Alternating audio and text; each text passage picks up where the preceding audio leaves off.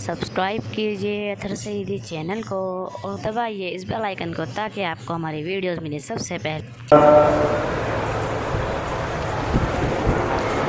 الحمد لله نحمده ونستعينه ونستغفره ونؤمن به ونتوكل عليه ونعوذ بالله من شرور أنفسنا ومن سيئات أعمالنا من يهده الله فلا مضل له ومن يضلله فلا هادي له ونشهد أن لا إله إلا الله وحده لا شريك له ونشهد أن سيدنا ومولانا محمدا عبده ورسوله اللهم صل على محمد كلما ذكره الذاكرون وكلما غفل عن ذكره الغافلون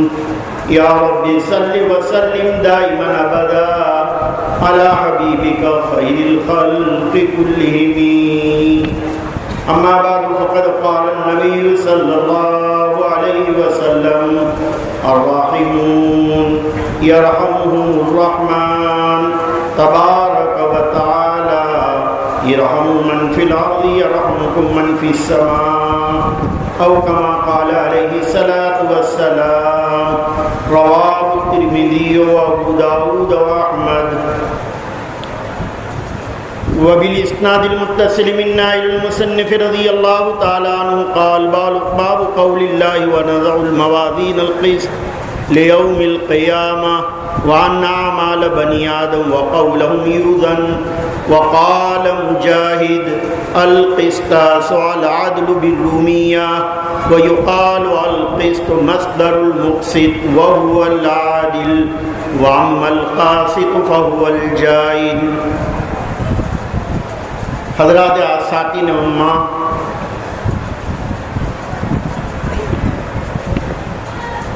بعض میرے اساتذہ، عزیز طلبہ،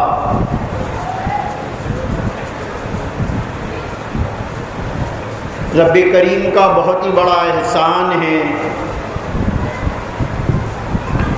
کہ جس نے دین کی حفاظت کے لیے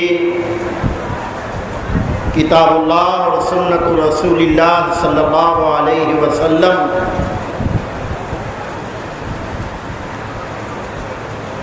جو ہمیں عطا فرمائے ہیں اس کی حفاظت کے لیے بطور ذریعے کہ رب کریم نے ہمیں قبول فرمایا۔ ہمارے مدارس دینیہ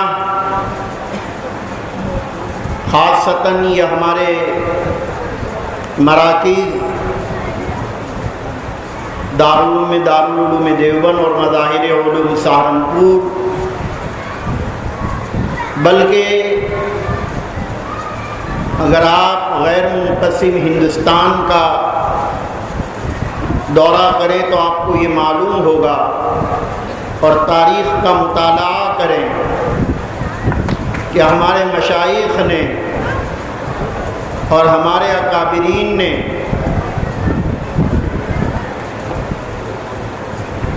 دین کے ان مراکز کے ذریعے سے قرآن مجید اور احادیث نبویہ کی جو خدمت فرمائی ہے اس کی مثال آپ ہی ہے، اس کی کوئی نظیر ملتی نہیں۔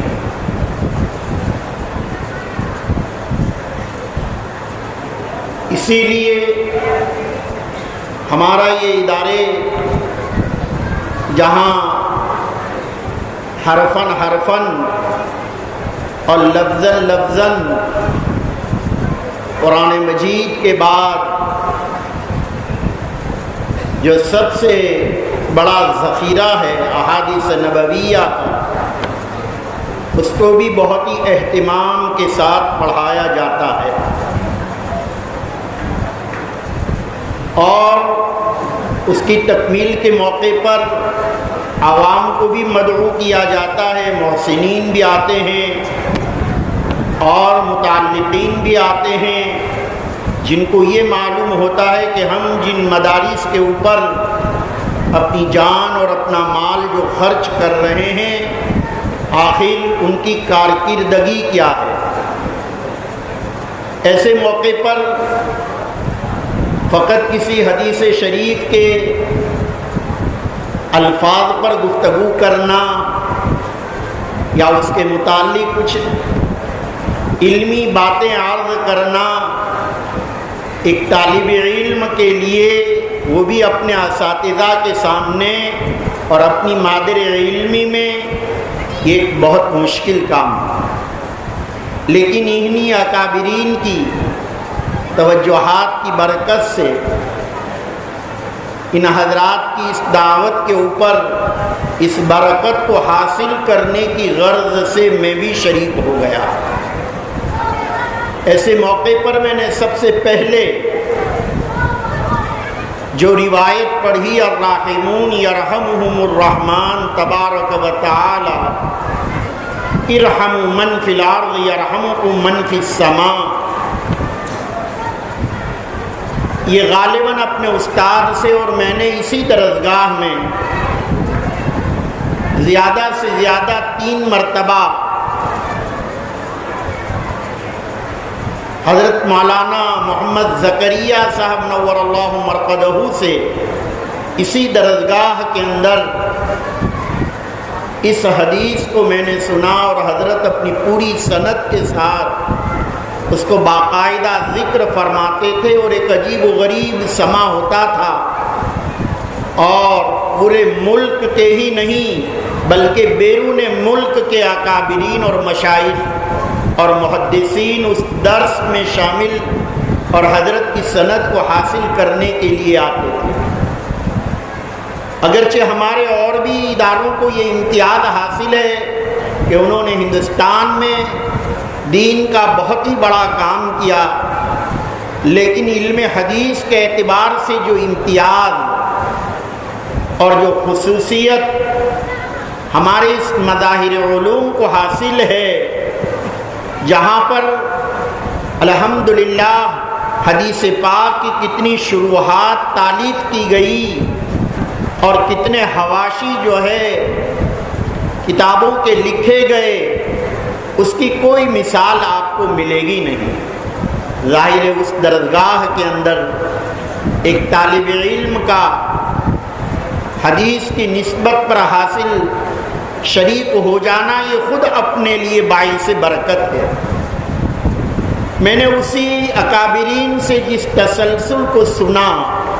وہ ایک روایت آپ کے سامنے حدیث مسلسل بالاولیہ پڑھی، ارحموا من فی الارض یرحمکم من فی السماء،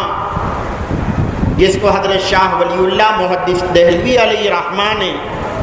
اپنی سند متصل کے ساتھ مسلسل بالاولیہ کے عنوان سے آپ نے اپنی کتاب کے اندر ان تمام روایات کو جمع فرمایا، اور اس روایت کو اول نمبر پر ذکر کیا کہ ہر محدث جب اپنے سامعین کے سامنے کوئی حدیث سناتا ہے تو اس روایت کو ذکر کرتا ہے۔ میں نے بھی استبراقاً اس روایت کی تلاوت کی ہے، البتہ اس روایت میں پوری سند کے اندر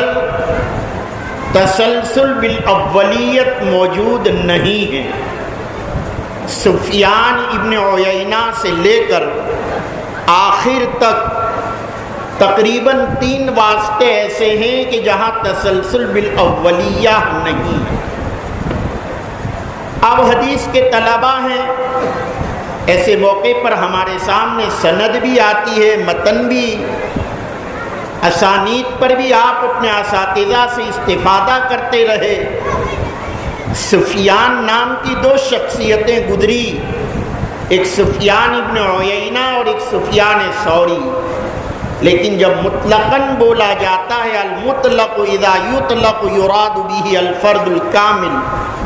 لیکن کہیں کہیں فقط سفیان، جیسا کہ حدیث مسلسل بالاولیہ کے اندر سفیان مطلقاً ہیں، لیکن سفیان ابن عیینہ مراد ہے۔ پھر اس کے بعد میں نے وہ باب پڑھا جس کے لیے ہمارے یہ پورا مجمع کہ اس کے بعد اس کی برکت سے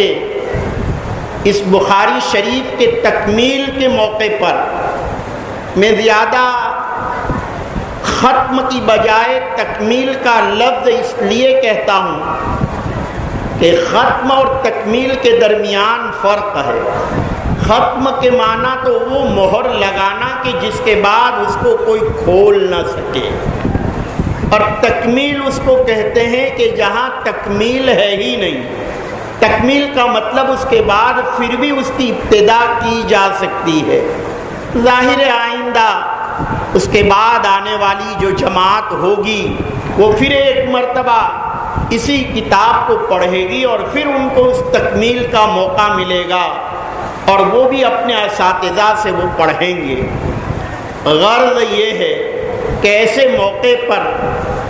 دعاؤں کے لیے ایک مجمع جمع ہوتا ہے، اور اصل مقصد یہی ہوتا ہے کہ ہمارے وہ عوام، ہمارے وہ محسنین، ہمارے وہ مخلصین جو ہر وقت ہمارے اداروں کی فکریں اور ادارے کی ہر اعتبار سے، مالی اعتبار سے، فکری اعتبار سے اور اس کے علاوہ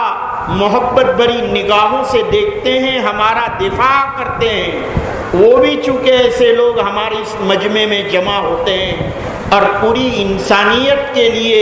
جن کو اللہ تعالیٰ نے ہدایت عطا فرمائی، یا باقی وہ انسانیت جن کو اللہ ہدایت عطا فرمائے، سب کے لیے دعاؤں کے لیے ہم لوگ شریک ہوتے ہیں۔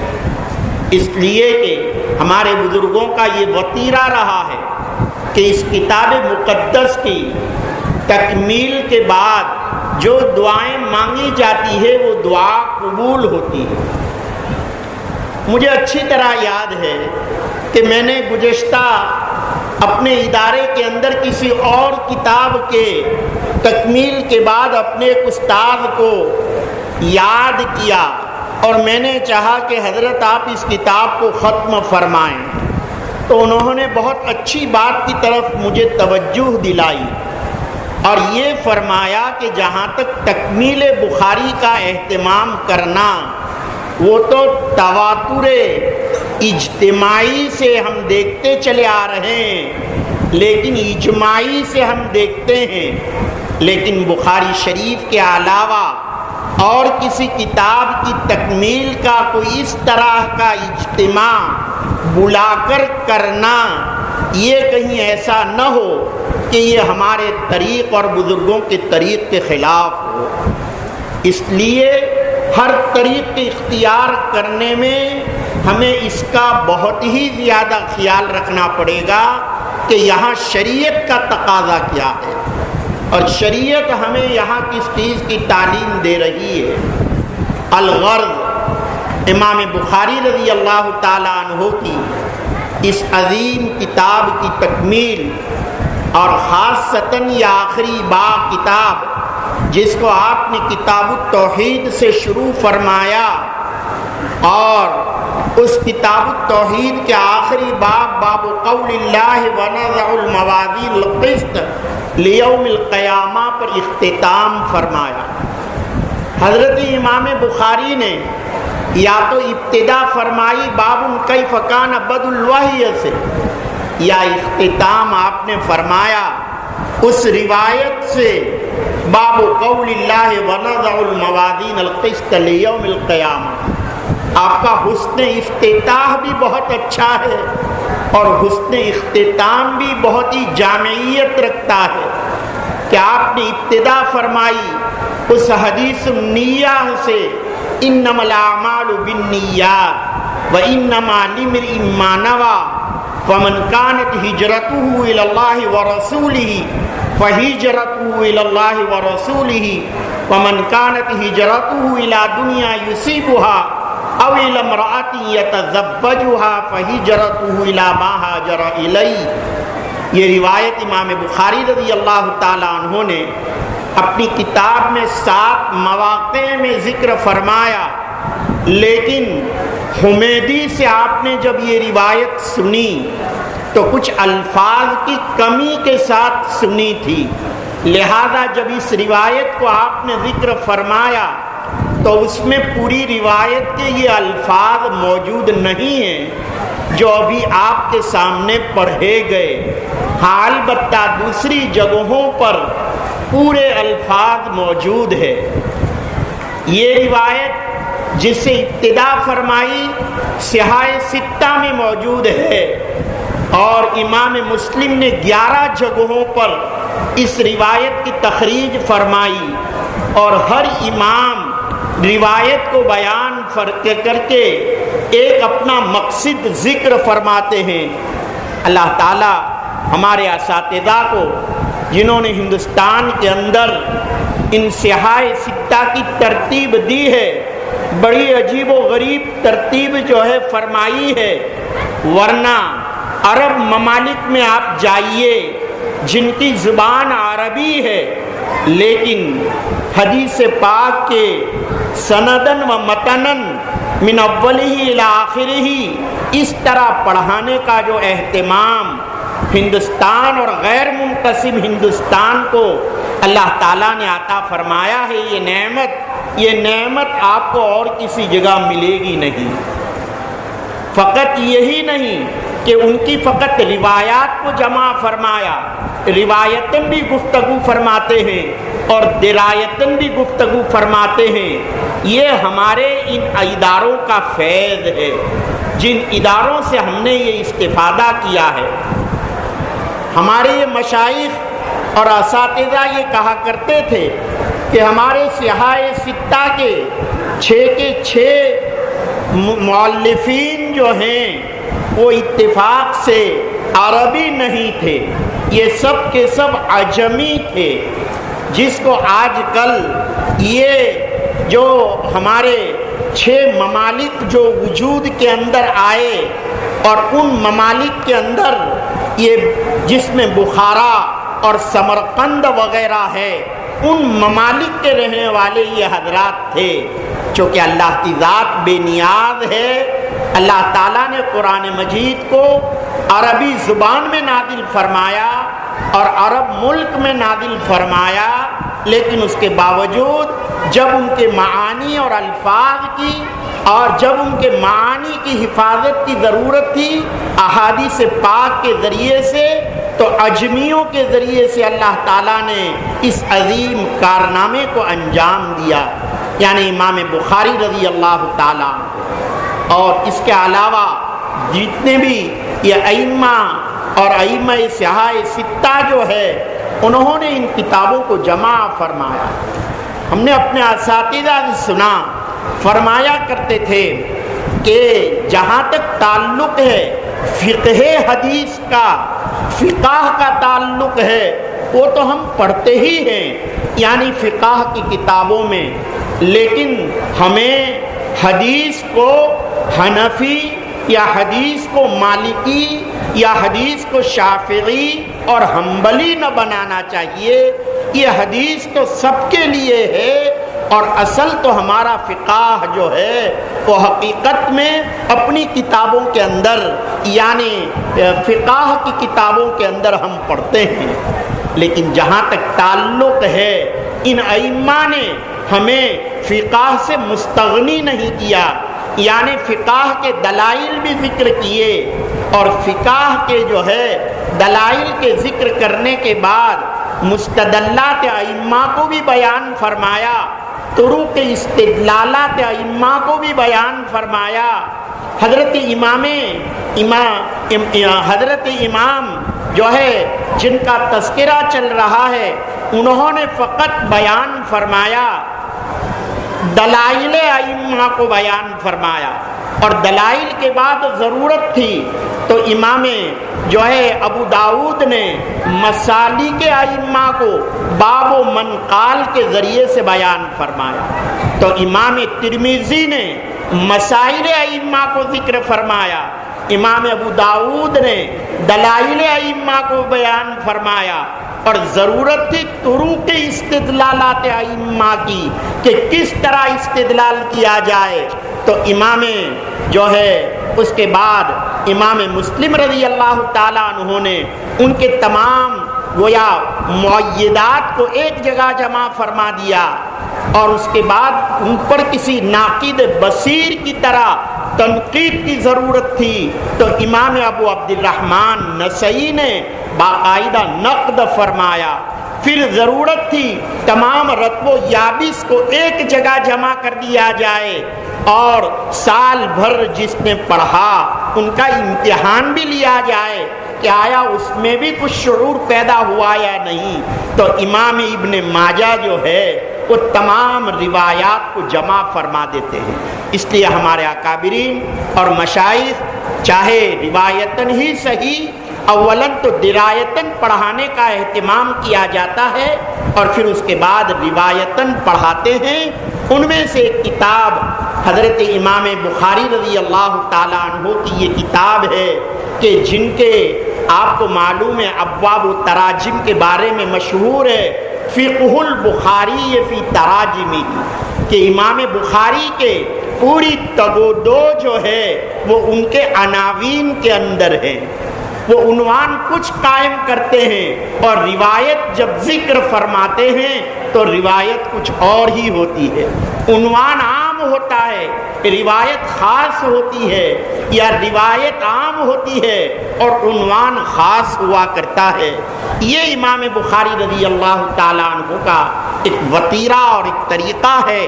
آپ نے اپنی کتاب کا اختتام بھی کتاب التوحید پر فرمایا،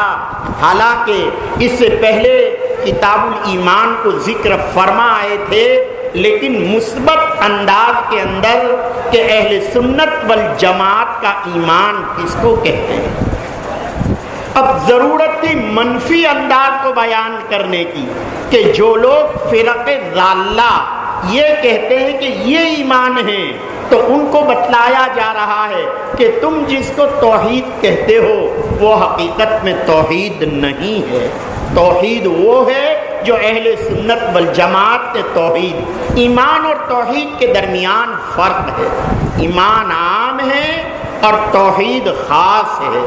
ایمان کے معنی تو اللہ تعالیٰ کے تمام ان مقتضیات پر ایمان لانا، اور توحید کے معنی اللہ کو ایک ماننا. تو ایمان اور توحید کے درمیان فرق ہے. یہ خود حضرت امام اس طرح کی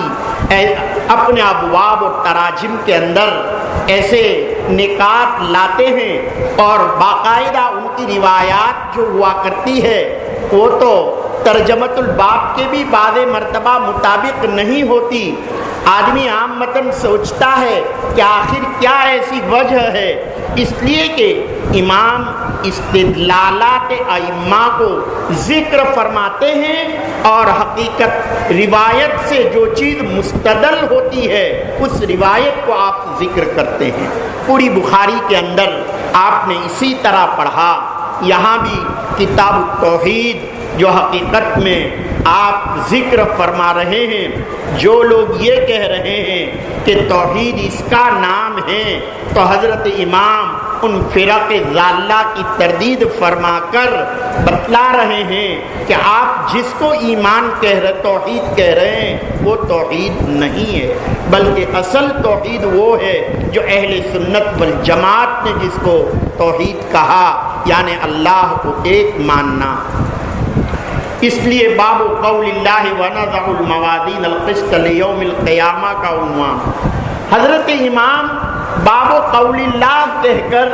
اس بات کو بھی بتلا رہے ہیں کہ میں اس آیت شریفہ کی تفسیر بھی کر رہا ہوں. حالانکہ امام بخاری کا اپنا کتاب التفسیر تقریباً 100 صفحات پر مشتمل ہے، جو امام مسلم کا تو فقط 3 صفحات پر مشتمل ملے گا، لیکن امام بخاری کا کتاب التفسیر 100 صفحات پر مشتمل، اور ایک ایک سورت اور ایک ایک آپ نے آیت جہاں جہاں آپ کو روایات ملی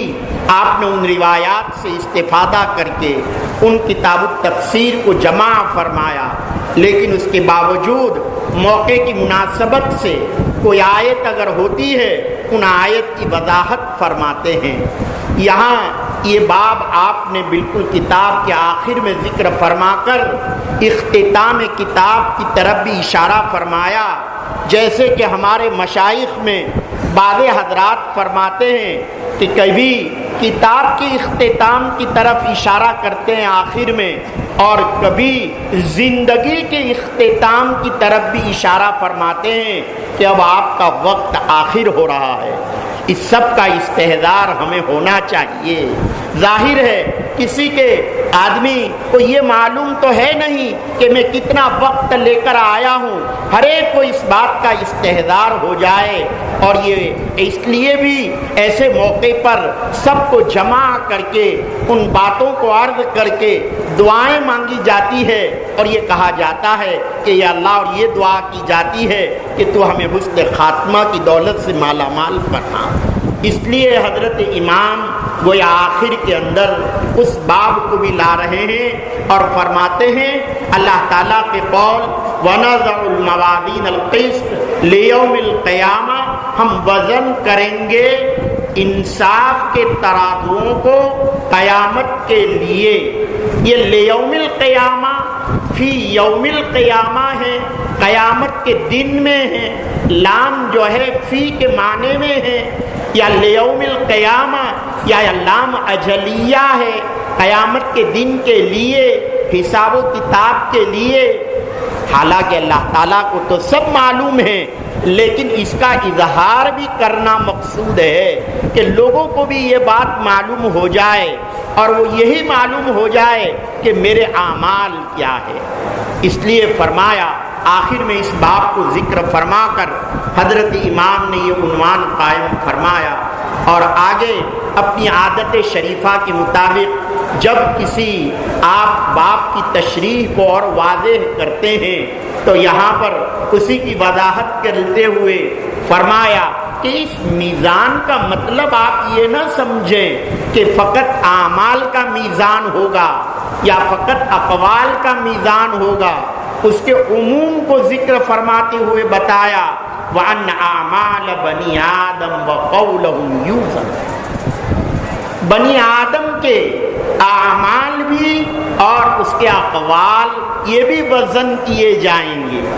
اعمال کا ذکر بھی سمجھ میں آتا ہے، اور آج کل تو اس کا انکار بھی نہ کیا جا سکے۔ بعض لوگ کہتے ہیں کہ اعمال یہ تو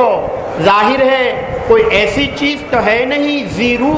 کہ اس کو وزن کیا جا سکے۔ بھائی نماز کو وزن کرنے کا کیا مطلب،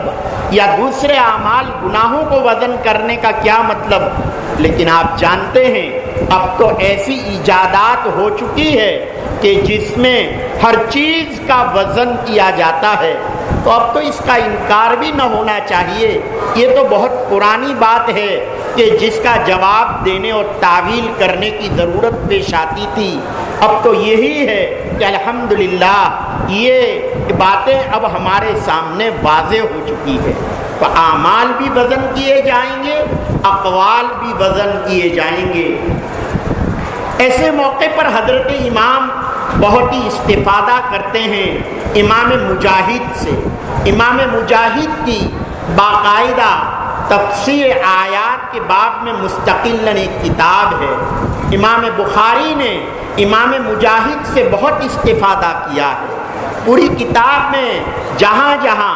اقوال تفسیر ذکر فرمائے ہیں وہاں آپ نے امام مجاہد کی کتاب سے استفادہ کیا۔ تو درمیان میں پھر ایک مرتبہ یہاں پر مجاہد کی کتاب سے استفادہ کرتے ہوئے، حالانکہ قرآن مجید کے اندر تو لفظ آیا تھا قسط کا، لیکن امام کا ذہن قسط سے قسطاس کی طرف منتقل ہو گیا، چونکہ قسط کے معنی بھی وزن کرنے اور ترازو کے ہیں، اور قسطاس کے معنی بھی ترازو کے ہیں، تو قرآن مجید میں قسطاس کا لفظ بھی ہے۔ تو اب اس کی شرح فرماتے ہوئے قرآن مجید کی آیت کو ذکر فرمایا اور فرماتے وقال مجاہد القسطاس العدل بالرومیہ، فرماتے ہیں کہ قسطاس لفظ جہاں قرآن میں آیا ہے وہ عدل کے معنی میں، قسط بھی آیا اور قسطاس بھی آیا، لیکن قسط جب مجرد آیا تو ظلم کے معنی میں، اور قسطاس جب مزید فی آیا تو عدل اور انصاف کے معنی میں، تو بتلا رہے ہیں کہ قسطاس عدل کے معنی میں ہے، اگرچہ دونوں کا، قسط کا اور قسطاس کا، دونوں کا لفظ یعنی مادہ ایک ہی ہے، لیکن اس کے باوجود بتا رہے ہیں، قرینہ بتا دیا آپ کو کہ جب قسطاس بولا جائے مزید فی تو اس وقت انصاف کے معنی میں ظاہر ہے۔ جیسے الفاظ کی زیادتی معنی کی زیادتی کے اوپر دلالت کیا کرتی ہے، تو عدل کے معنی پر وزن زیادتی کو پیدا کرنے کے لیے گویا قسطاس کا لفظ ہے۔ تو یہ قرینہ بتایا کہ قسطاس عدل کے معنی میں، لیکن سوال یہ ہے کہ کون سی زبان میں؟ فرمایا رومی زبان کی۔ یہ روم یہ وہی ہے جس کو ہم لوگ روم کہتے ہیں، جو آج جو ہے مستقل ایک چھوٹا سا ملک ہے روم، اور ایک جگہ کا اب اس کو بھی عیسائیوں کا جو ہے وہ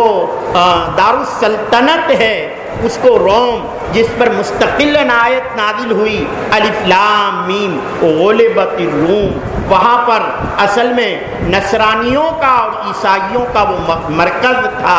تو ان کی بھی رعایت، ان کی منس، جیسے کہ بہت سے الفاظ ہندی زبان کے بھی بتاتے ہیں مفسرین، مثلا لفظ مشکات قرآن مجید کے اندر ہے، یہ ہندی زبان کا لفظ ہے۔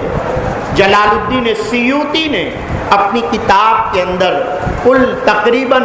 18 کے قریب معنی کو جمع فرمایا، اور یہ فرماتے ہیں کہ یہ دوسری زبان کے الفاظ ہیں۔ تو یہ اس کا یہ مطلب نہیں کہ قرآن مجید عربی زبان میں نہیں ہے، للأکثر حکم الکل، اکثر کو حکم کا حکم دیا جاتا ہے، تو چونکہ پورا قرآن مجید عربی میں ہے، لہذا یہ کہنا اپنی زبان اپنی جگہ صحیح ہے کہ ہم نے قرآن مجید کو عربی کے اندر اتارا ہے۔ اگر یہ لفظ رومی زبان کا ہو اور قرآن مجید کے اندر یہ لفظ اگر ہو،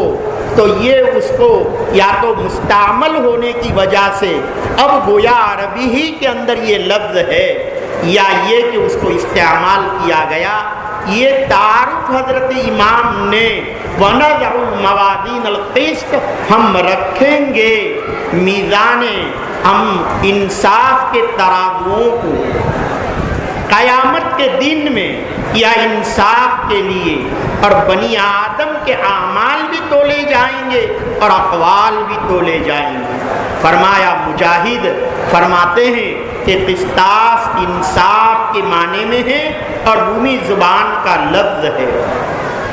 اس کے لیے قرینہ بتایا کہ اگر یہ مزید فی میں استعمال ہو تو اس کے معنی یہ ہے، اور اگر مجرد میں استعمال ہو تو فرمایا القسط مصدر المقسط وهو العادل۔ یہاں یہ اشکال نہ ہونا چاہیے کہ قسط تو ثلاثی ہے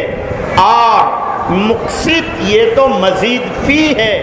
اور حالانکہ مزید فی یہ مجرد سے مشتق ہوتا ہے، لیکن آپ جانتے ہی ہیں کہ حقیقت میں مشتق کی 3 قسمیں، ایک مشتق جو ہے وہ مشتق 3 قسم کے آپ پڑھتے ہیں، تو حقیقت میں یہ 3 قسم کے مشتق میں سے یہ اشتقاق اکبر کہلاتا ہے۔ اب آگے روایت کو، چونکہ آپ جانتے ہیں کہ دوسرے بھی آپ کے پروگرام یہاں پر ہے، فقط روایت کو پڑھ کر آگے ہمارے اور بھی حضرات کا پروگرام ہے، اس لیے میں تبرکاً روایت کو پڑھ رہا ہوں اپنی سند کے ساتھ بھی، اور وہ میری سند تو جیسا کہ میں نے اس کتاب کو اگرچہ اپنے اکابرین اور مشائخ سے مظاہر علوم میں پڑھا، لیکن ساتھ ہی یہ خوشخبری سنا دوں کہ حضرت مولانا اسعد اللہ صاحب رحمۃ اللہ علیہ سے میں نے کتاب حدیث شریف پڑھی۔ حضرت مولانا نے حضرت مولانا اشرف علی تھانوی نور اللہ مرقدہ سے، اور حضرت مولانا نے حضرت مولانا فضل الرحمن گنج مراد آبادی سے، اور حضرت مولانا فضل الرحمان گنج مراد آبادی نے حضرت شاہ عبدالعزیز محدث دہلوی سے، اور حضرت شاہ عبدالعزیز محدث دہلوی نے حضرت شاہ ولی اللہ محدث دہلوی علیہ رحمہ سے، میں نے فقط اپنی سند عالی کو بیان کیا۔ بہت ہی اس بات کا احساس بھی ہے، میرے استاد حضرت مولانا یعقوب صاحب بھی تشریف فرما ہیں، میں نے حضرت سے جو ہے اصول میں نے حضرت سے 2 کتابیں پڑھی ہے، ایک کتاب تو میں نے شرح وقایہ پڑھی اور ایک کنز الدقائق پڑھی، اور اس کے باوجود جو ہے مجھے چونکہ میں خادم ہونے کی خادمانہ یہاں حاضری ہوئی تھی، اس لیے حکم کی تعمیل کرتے ہوئے میں نے یہ چند باتیں آپ کے سامنے پیش کی۔ اب میں فقط روایت کو آپ کے سامنے پڑھ دوں گا، ورنہ آپ پوری تقریر پورا درس، یہ روایت جو آگے آ رہی ہے یہ پوری بخاری شریف جلد ثانی میں 3 مرتبہ آئی ہے۔ کتاب التسبیح میں بھی یہ روایت گزر چکی ہے۔ امام بخاری چونکہ تکرار کرنے کے عادی نہیں ہیں، اس لیے باوجود یہ کہ کل 7000 روایات ہے، لیکن کسی نہ کسی طرح لفظ کو بدل دیتے ہیں۔ یہ روایت میں بھی آپ نے یہی کیا۔ میں پہلے روایت پڑھ دیتا ہوں۔ وبالاسناد المتصل من نائل المصنف رضی اللہ تعالی عنہ قال حدثنا احمد بن اشقاق قال حدثنا محمد بن فضیل عن عمارة بن القعقاع عن ابی زرعة رضی اللہ تعالی عنہ عن ابی ہریرة رضی اللہ تعالی عنہ قال قال النبی صلی اللہ علیہ وسلم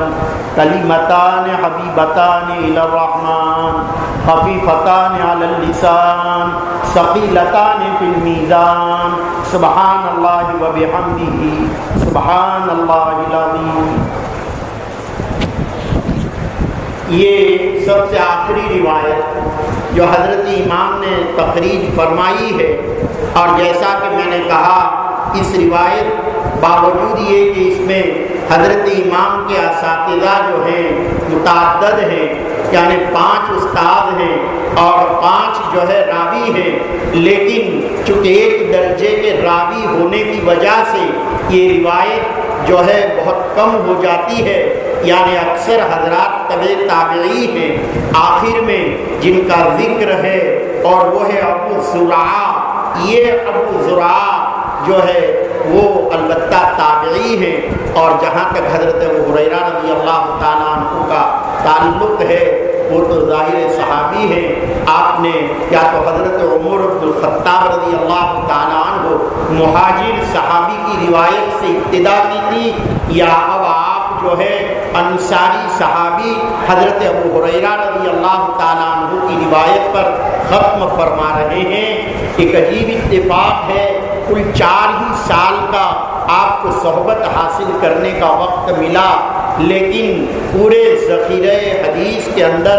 5374 روایات حضرت ابو ہریرہ رضی اللہ تعالیٰ عنہ کی منقول ہے۔ حضرت ناظم صاحب مولانا اسد اللہ صاحب رحمۃ اللہ علیہ کو بڑا اچھا ان چیزوں کو جمع کرنے کا بڑا اچھا ذوق بھی تھا، اور بہت اچھے انداز میں یہاں ایک شعر سنایا کرتے تھے، احادیث فرماتے تھے، احادیث ابو ہریرہ را شمار 5,000 سے صدو ہزار چار، اور فرماتے تھے 5374 روایات ہیں حضرت ابو ہریرہ رضی اللہ تعالیٰ عنہ ذخیرہ حدیث میں۔ یہ نہیں کہہ رہا ہوں بخاری شریف میں حضرت ابو ہریرہ رضی اللہ تعالیٰ عنہ کی یہ روایت ہے۔ اور جہاں تک احمد ابن اشکاب نام کی جو شخصیت ہے، اس نام کے 3 راوی ملتے ہیں، احمد ابن اشکاب اور محمد ابن فضیل، کے باوجود یہ کہ ان پر لوگوں نے تشجیع کا کلام کیا ہے، لیکن تشجیع ایک اور قسم کی کہ جو جس سے آدمی کی ثقافت مجروح نہیں ہوتی۔ ہمارے زمانے میں اب تشجیع ایسی ہے کہ جس کی وجہ سے اس کا ایمان مجروح ہو جاتا ہے۔ کسی زمانے میں تشجیع کا اطلاق عام تھا، اور عمارہ ابن قعقاع عن ابی زرعہ رضی اللہ تعالیٰ عنہ ابو ہریرہ رضی اللہ تعالیٰ عنہ سے یہ روایت نقل کر رہے ہیں، اور آپ پڑھ کر آئے ہیں جو ہے مختصر المعانی کے اندر کہ हम हमेशा आम मतन तो होता ये है ना वो सर्फ में पढ़ा मुब्तदा मुकद्दम और ख़बर मौखर, लेकिन यहाँ ख़बर को मुकद्दम कर दिया शौक़ को पैदा करने के लिए और मुब्तदा को मौखर कर दिया। मुख्तसरुल मानी में भी आपने पढ़ा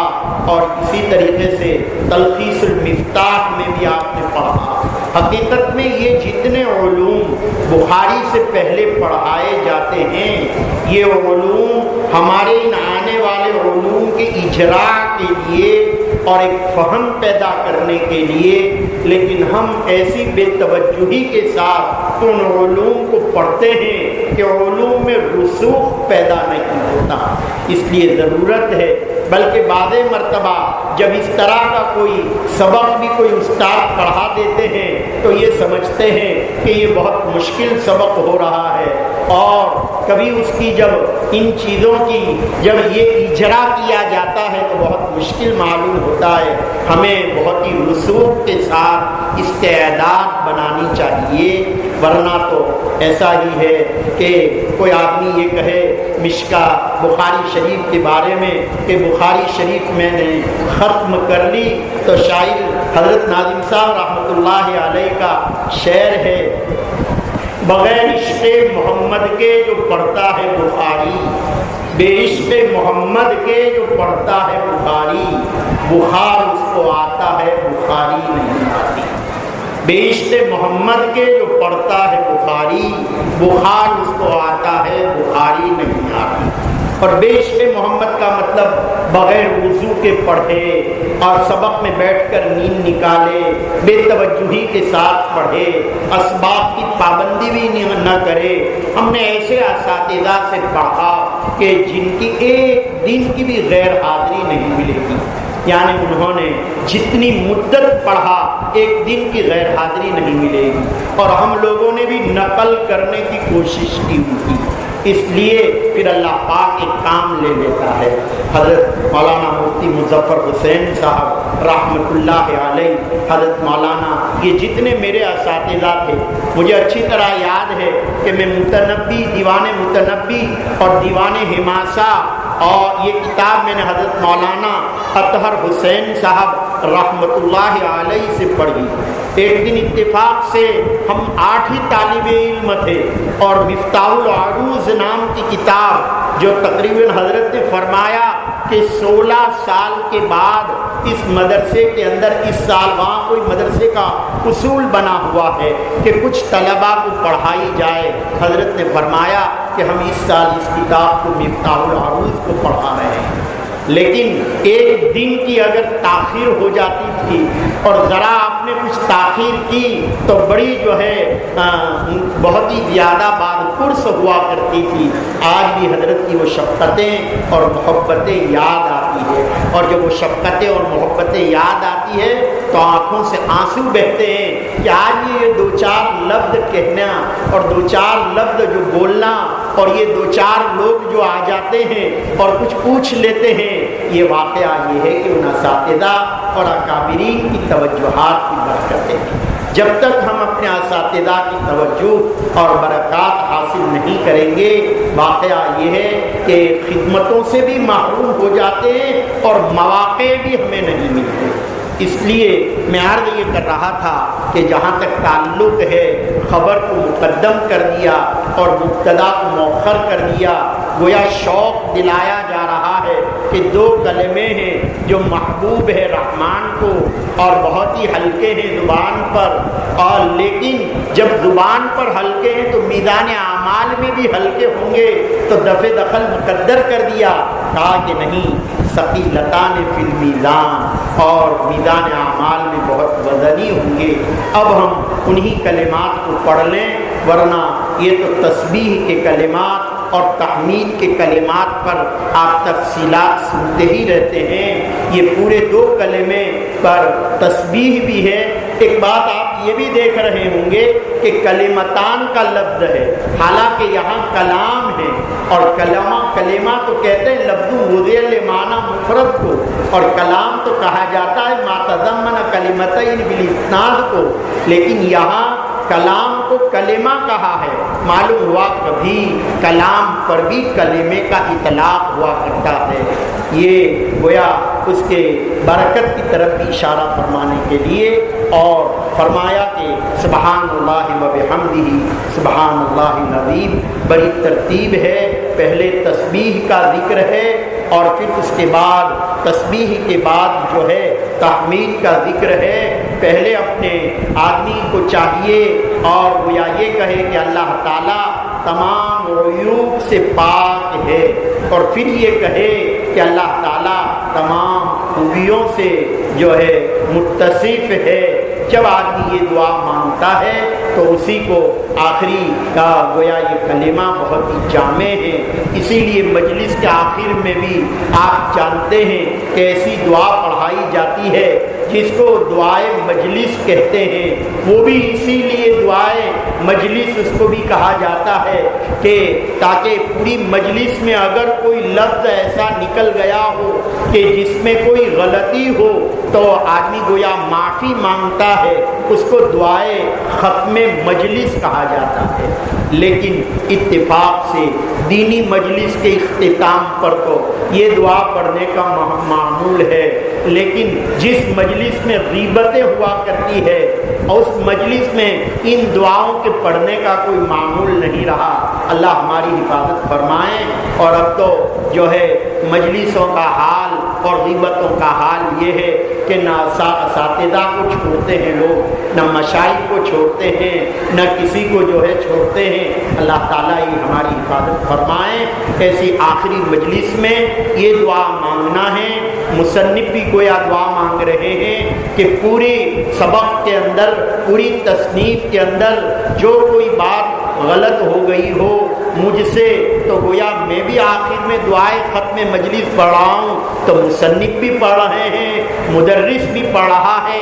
नाक़िल भी पढ़ रहा है और तालिब इल्म भी पढ़ रहा है ये दुआ को, और गोया ये दुआ मांग रहे हैं कि अल्लाह ताला हमारे गुनाहों की मग़फ़िरत फरमाए। और ये इतने अजीम काम जो अल्लाह ने हमें अता फरमाए हैं, अल्लाह ताला जो है इन निस्बतों की कदरदानी की तौफ़ीक़ अता फरमाए। अब आपका जो अगला प्रोग्राम है वो इंशाअल्लाह जारी रहेगा। मुझे चूँकि इसी हदीस पर ही तर्जमा आपके सामने करना था, मैं भी इस तबर्रुक को हासिल करने की गर्ज से आपको ज़ियारत के लिए हाजिर हुआ। मैं खुद इस मजलिस में जब दुआ करें तो मेरे लिए भी दुआ करें, मैं भी बीमार चल रहा हूँ। आलम इस्लाम के लिए दुआ करें, अल्लाह ताला आलम इस्लाम की हिफाजत फरमाए। जज़ाकल्लाह।